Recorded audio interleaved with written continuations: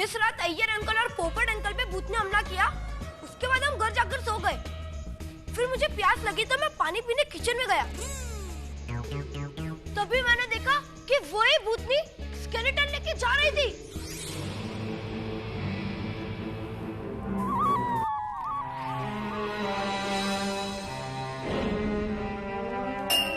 और डर के मारे मेरे हाथ से पानी का ग्लास गिर गया और उस आवाज से भूतनी चौंक गई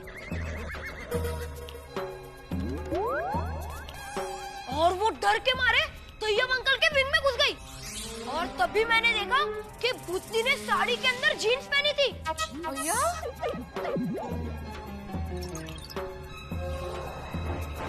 मैंने बाहर आकर पापा, मम्मी और दादाजी को बताया कि मैंने भूतनी को देखा है, मुझे नीचे जाने दो।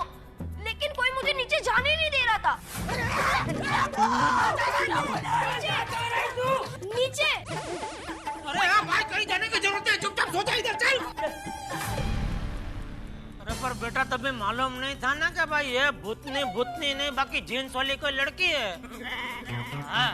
लेकिन उसी रात मैंने फैसला कर दिया था कि मैं इस भूतनी का राज खोल के रहूंगा। इस भूतनी को तो मैं छोड़ूंगा नहीं। लेकिन मेरे पास कोई सबूत ही नहीं थे। उसके दूसरे दिन स्कूल से वापस आते समय जहाँ पर पोपट अंकल पे स्केलेटन गिरा था, उसके एग्जैक्टली ऊपर पेड़ पे पुल्ली और तार लगे हुए थे जो पोपट अंकल पे स्केलेटन फेंकने के लिए इस्तेमाल हुए थे। मेरे ऊपर गिरा और आकर मुझसे लिपट गया और मैंने पीछे मुड़ के देखा तो एकदम गायब हो गया। देवा, पर इतने सबूत काफी नहीं थे। क्या हो गया टप्पू, तो रुक क्यों गया? फिर मुझे याद आया कि कल रात भूतनी तैयब अंकल के विंग में गई थी, इसीलिए मैं दौड़ के तैयब अंकल के विंग में गया। चलो फ्रेंड्स। क्या हुआ? अरे कहाँ पर?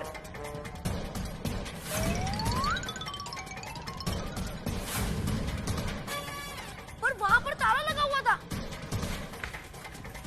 गोली, बैग पकड़। अरे क्या हुआ? फिर जब बाहर आकर मैंने खिड़की से झांकने की कोशिश की। अरे टप्पू क्या कर रहा है?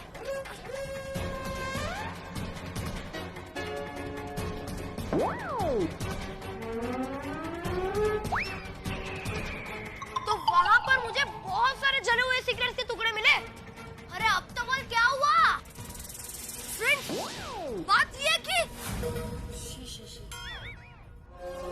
उसके एक दिन पहले एक मीटर रीडिंग वाला आया था। उन्होंने हमें बताया कि तैयब अंकल के घर का मीटर चालू है। और ये 002 किसका है? वो तैयब अंकल का है।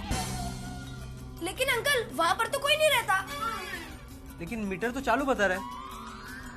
नहीं अंकल, वो फ्लैट तो 6 महीने से बंद है। ऐसा? शायद मीटर बिगड़ गया होगा।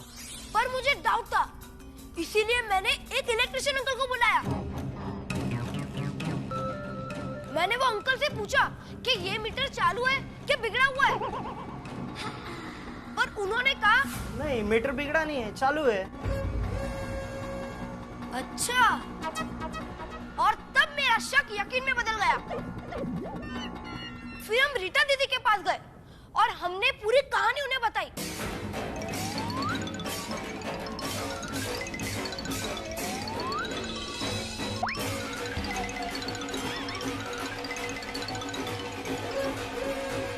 आइडिया। तो उन्होंने हमें एक छोटा सा कैमरा दिया। ये रहा वो कैमरा टप्पू, जो हम हमारे दरवाजे पे फिक्स कर सकते हैं और उसके बाद हम लोग उन पर नजर रख सकते हैं कि वो लोग क्या कर रहे हैं। राइट? जिस रात तांत्रिक बाबा आए थे, उसी रात आप सबके आने से पहले हमने वो कैमरा रीटा दीदी के घर के बाहर लगा दिया ताकि भूतनी गैंग का अगला प्लान क्या है, चलो वो हमें पता चल सके।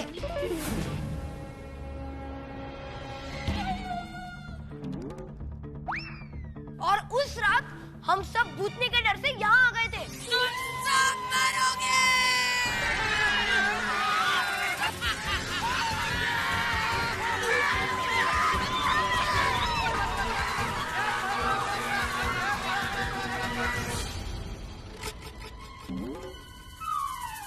और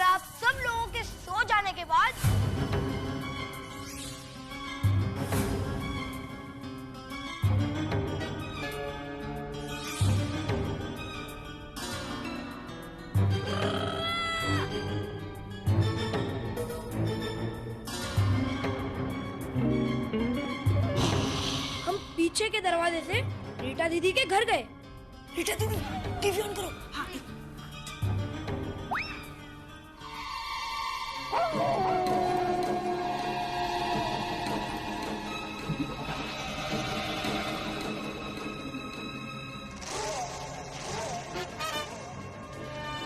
अच्छा, टप्पू अभी जाकर सबको सच सच बता देते हैं और इन झूठे भूतों को पकड़वाते हैं। नहीं फ्रेंड्स, अभी नहीं। इनको तो कल पुलिस से रंगे हाथ पकड़वाएंगे। अच्छा, बच्चे उधर गए थे मतलब। और अब मैं आपको दिखाता हूँ कि हम सबने क्या रिकॉर्ड किया है।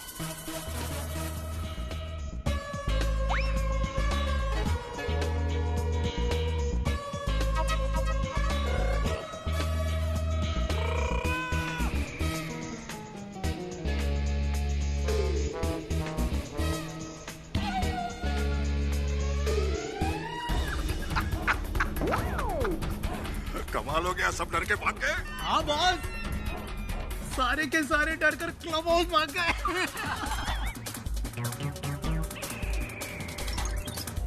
सालिया, तुमने तो एकदम कमाल कर दिया भाई। ए टप्पू टप्पू, ये इनके हाथ में सब क्या है? Well done, well done. Thank you boss, thank you. अरे बीड़ अंकल, ये सब वही वायरल केबल है जिसके सारे वो भूतनी पेड़ पे लटकी थी। हम सबके ऊपर से उड़ के गई थी।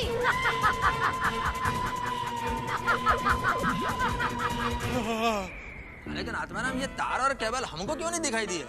कैसे दिखता है यार? अरे उस वक्त बिजली जो चली गई थी। और डर के मारे इन चीजों पर ध्यान ही नहीं गया हम लोग का। अभी मैं सोचूं कि न्यूटन्स लॉ रॉन्ग कैसे हो सकता है। इन बदमाशों को तो मैं छोड़ूंगा नहीं।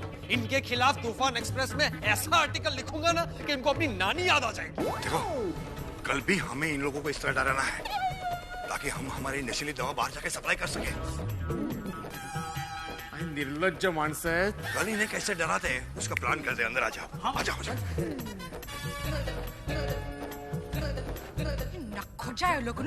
एक वो सानिया है जो अपने देश का नाम रोशन कर रही है, और एक ये सानिया है जो अपने देश वालों को डरा रही है। कितने शर्म की बात, लेकिन कितनी गर्व की बात है जो इस टप्पू सेना ने करके दिखाया।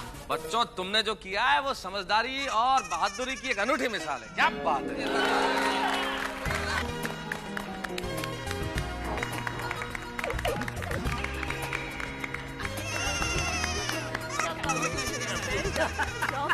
टप्पू पहले बचपन से ऐसे ही है। क्या बात है, वेरी गुड वेरी गुड। एक मिनट मेरी बात सुनिए। मैं आत्माराम तुकाराम भिड़े इस गोकुलधाम सोसाइटी का एकमेव सेक्रेटरी होने के नाते ये ऐलान करता हूं कि आने वाले गणेशोत्सव में पूरी टप्पू सेना का गोवीपू यानी कि गोकुलधाम वीरता पुरस्कार देके गौरव किया जाएगा। ये क्या बात है, वेरी गुड टप्पू, क्या बात है जीजू। अरे सुनो, 3 cheers for टप्पू सेना। Hip hip hip hip hurray, hip hip hurray. नमस्कार दर्शकों, मैं हूँ रीटा, रिपोर्टर कल तक से, और इस वक्त मैं हूँ लाइव सीधा स्टूडियो से, जहाँ पर मैं आपको देने वाली हूँ एक ब्रेकिंग न्यूज। पिछले कुछ दिनों से गोकुलधाम सोसाइटी पे मंडरा रहा था एक खतरनाक भूतनी का साया, लेकिन हकीकत कुछ और ही निकली। वहाँ से पकड़ा गया नशीली दवाओं को सप्लाई करने वाले लोगों का एक खतरनाक गैंग, जो कि गोकुलधाम सोसाइटी के एक फ्लैट में चोरी छुपे रह रहा था, और वो वहाँ से सप्लाई करते थे कुछ नशीली दवाएं। मुंबई पुलिस ने इस गैंग को पूरे 1.5 करोड़ रुपए की नशीली दवाओं के साथ रंगे हाथों पकड़ा है। इन लोगों ने पूछताछ के दौरान बताया कि गोकुलधाम सोसाइटी का फ्लैट चुनने का कारण था कि गोकुलधाम सोसाइटी चेक नाका के बेहद करीब है, और वहाँ से इन्हें स्मगलिंग यानी कि दवाइयों की तस्करी करने में बेहद आसानी हुई। और अपने खतरनाक इरादों को अंजाम देने के लिए इस गैंग ने गोकुलधाम सोसाइटी में भूतनी का खौफ फैलाना शुरू किया, ताकि इस भूतनी के नाम से गोकुलधाम निवासी डर जाएं और रात होते ही अपने अपने घरों में चले जाएं। इन्होंने सोसाइटी के कई लोगों को अपना शिकार बनाया, जिनमें से मुख्य थे सोसाइटी के सदस्य श्री जेठालाल गड़ा, उनके पिता श्री चंपकलाल गड़ा, सोसाइटी के माननीय सेक्रेटरी आत्माराम तुकाराम भिड़े, पत्रकार पोपटलाल और साइंटिस्ट श्री कृष्णन अय्यर। और इतना ही नहीं, इन लोगों ने अपना खौफ बढ़ाने के लिए अपनी नकली भूतनी को हवा तक में उड़ा दी। इस हैरानी और परेशानी भरे माहौल में जिन लोगों ने सबसे ज्यादा समझदारी और बहादुरी दिखाई वो थी गोकुलधाम सोसाइटी की टप्पू सेना। टप्पू सेना को यह आशंका हो गई कि जरूर दाल में कुछ काला है, इसीलिए उन्होंने तैयब टेलर के घर पर अपनी नजर रखनी शुरू कर दी। टप्पू सेना ने हमारी कल तक चैनल से संपर्क किया और मैंने यानी कि आपकी रीटा रिपोर्टर ने टप्पू सेना के साथ मिलकर उस भूत पर स्टिंग ऑपरेशन किया और पूरी सच्चाई हम लोगों के सामने आ गई कि किस तरह से इस गैंग ने फिल्मों में स्टंट के लिए इस्तेमाल किए जाने वाले सामान का प्रयोग करके हवा में उड़ने का ढोंग रचाया और पूरी गोकुलधाम सोसाइटी में अपना खौफ फैलाया। लेकिन अब पूरी गोकुलधाम सोसाइटी से ये डर का साया हमेशा के लिए हट चुका है। ये खौफ टल चुका है क्योंकि टप्पू सेना ने बहुत ही बहादुरी, समझदारी और सूझबूझ के साथ इस गैंग का सच सबके सामने लाया है। और इतना ही नहीं, अब टप्पू सेना की वजह से पूरे देश के बच्चों के सामने ये मिसाल खड़ी हो गई है कि डर का सामना हमेशा डट के किया जाए तो डर खुद ब खुद भाग जाता है। कल तक के दर्शकों के लिए खास चेतावनी, अगर आपकी सोसाइटी या आसपास के किसी भी इलाके में कोई खाली फ्लैट हो और वहां पर आपको कोई संदेहजनक हरकत होती दिखाई दे तो तुरंत पुलिस को सूचित करें। मैं रीटा रिपोर्टर, कल तक स्टूडियो से लाइव। हाँ जी अरुण जयमिनी जी बोलिए। नहीं आर्टिकल लिख रहा हूँ, बस प्यार पे लिख रहा हूँ। मैंने सोचा आज कुछ रोमांस पे हो जाए, इन दिनों वही सबसे ज्यादा चल रहा है। हाँ ये बात तुम्हारी ठीक है, चल तो बुखार भी बहुत रहा है। हाँ गुड आइडिया यार, मैं प्यार और बुखार दोनों के कॉम्बिनेशन पे लिखता हूँ। थैंक्स, बाद में फोन करता हूँ। Bye bye bye bye. प्यार और बुखार, वैसे बात तो ठीक है यार, प्यार भी बुखार जैसा ही होता है। चलो आज दोनों के बारे में लिखता हूँ। प्यार तो बारिश में बुखार जैसा होता है, कब किसे हो जाए कह नहीं सकते। बुखार के मरीज को डॉक्टर के भरोसे छोड़ सकते हैं, पर प्यार के मरीज को तो राम भरोसे होता है। वो बात नहीं आ पा रही यार, मजा नहीं आ रहा। कौन आ गया प्यार के बीच में?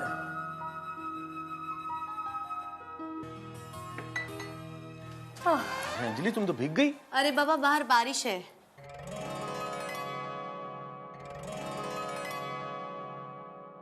हो आज मौसम बड़ा बेईमान है, बड़ा बेईमान है आज मौसम। क्या बात है, आज बड़े रोमांटिक मूड में हो। शोखियों में घोला जाए फूलों का शबाब, उसमें फिर मिलाई जाए थोड़ी सी शराब। होगा यूं नशा जो तैयार, हाँ होगा यूं नशा जो तैयार। वो प्यार है शोखियों में घोला जाए फूलों का शबाब। भंवरा बड़ा नादान है, बगियन का मेहमान है, फिर भी जाने ना जाने ना जाने ना कलियन की मुस्कान है। भंवरा बड़ा नादान। भंवरे की गुंजन है मेरा दिल, कब से संभाले रखा है दिल तेरे लिए। सुबह सुबह अंताक्षरी खेल रहे मेहता साहब। मुझे कब से थी प्यार की जुस्तजू, मेरी जिंदगानी में है तू ही तू। मैं आया हूँ दुनिया में तेरे लिए, मेरे दिल में झूमे तेरी आरज़ू। भंवरे की गुंजन है मेरा दिल, कब से संभाले रखा है दिल तेरे लिए, तेरे लिए, तेरे लिए। हा हा हा हा डिडिरारी रे, डिडिरारी रे। अरे जेठालाल तुम कब आए? अरे भाई मैं तो दुकान जा रहा था, बाहर तक आपका ऑर्केस्ट्रा की आवाज आ रही थी, तो मैंने बोला जरा देखो क्या चल क्या रहा है, गाना वाना है। अरे भाई तो फिर यहाँ आके देखो ना, आ जाओ। अरे नहीं नहीं भाई, मुझे तो दुकान जाना बहुत काम है भाई, आप चालू रखो अपना रोमांटिक मूड। अरे जेठालाल सुनो सुनो एक मिनट, क्या जेठालाल यार, काय का रोमांस और काय का रोमांटिक मूड।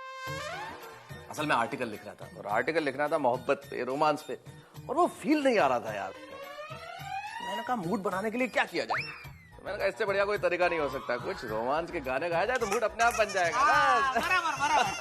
इसीलिए गा रहा था। अच्छा, यानी आप आर्टिकल लिख रहे थे इसलिए रोमांटिक गाने गा रहे थे, और मैं बेवकूफ ये समझ रही थी कि ये सब गाने आप मेरे लिए गा रहे हो। अंजलि अंजलि अंजलि, तो तुम्हारे लिए तो गा रहा था, और किसके लिए गा रहा था मैं?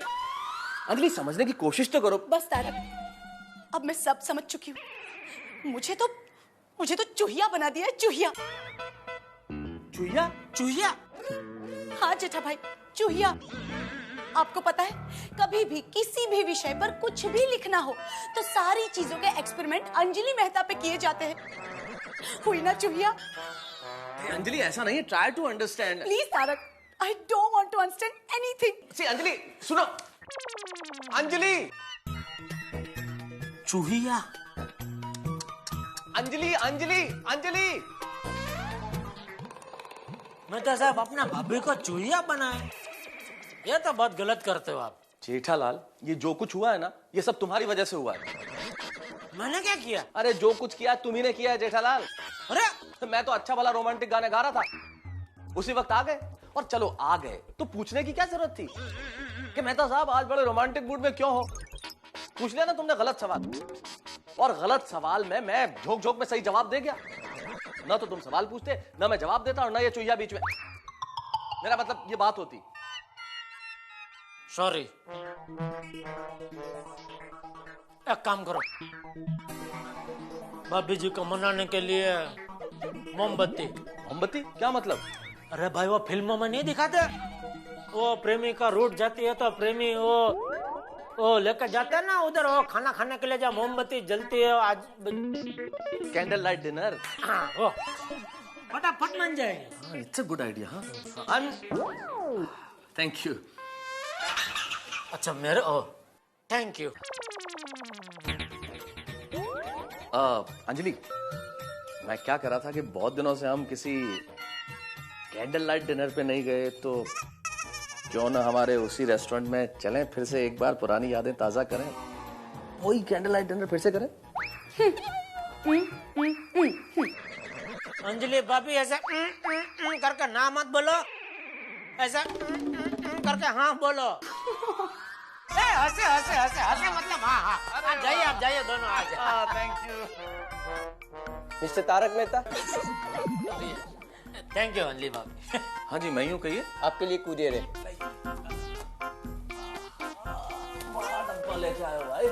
इतना बड़ा गिफ्ट? हाँ भाई वाह।